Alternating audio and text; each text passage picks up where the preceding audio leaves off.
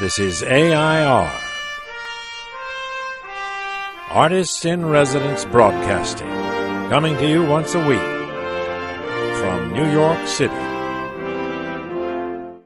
Hello, I'm John Cullum. And hello, John. Hello, Emily. How are you today? I'm very, very well, thank you. Did you sleep okay? I slept pretty good. Are you peppy? I'm full of pep, yes. You were going to say piss and vinegar. Yes. Sorry, everybody. We just talked that way between ourselves. Don't pretend you didn't hear that. That's all right. Okay.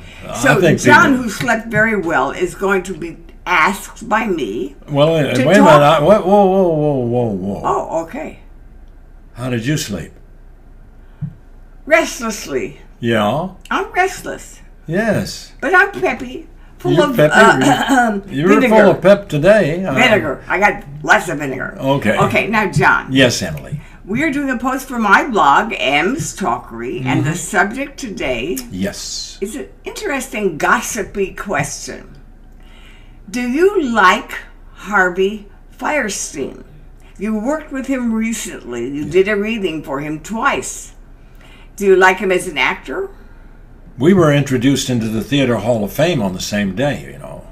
The same. That's like you're avoiding the question. But I've known Harvey since we worked way down on West 4th Street. When he started down there, I've known about him and I've admired him a great deal. And when I've met him, I like him more and more. He is one of the most genial, interesting, and very smart guy. And he writes very well. Is he tall? He's big, yeah. He's fat? He's stout. Let's put it that way. And he doesn't make any bones about it. In fact, he wrote his own character describing him as... Okay, tell us the name of this play reading that you did. Casa Valentina. Casa Valentina. House of Valentina.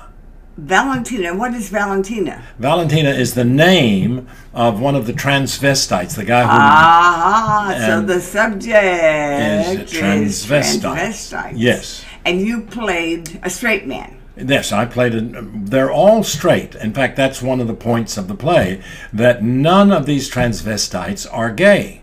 And the whole point of the story is that one of the important members of this group that meets once every spring or summer up in the Catskills, he's trying to get something put into their he's trying to incorporate it into the bylines of the organization, that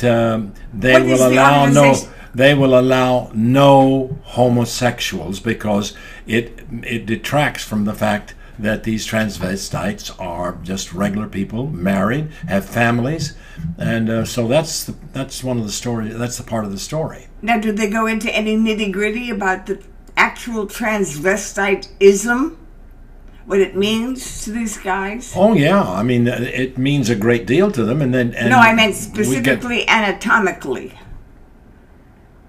Well, they're all regular guys, and most of them are married, and they've been married for years, and they meet up there so that they can really let their hair down. John, what is a transvestite? A transvestite is someone who wears clothes of a different gender. If you're a male, you wear female clothes. If you're female, you wear male clothes. But these guys are male. These are males. So they're wearing female clothes. They act like females, and they put on makeup like females, and they feel feminine. And that's a great source of pleasure, pride, and necessity. Can you do any one line from the play? Can you remember anything? Pluck one out of the air. Pluck it. Well, pluck it out of the air. Let's see. I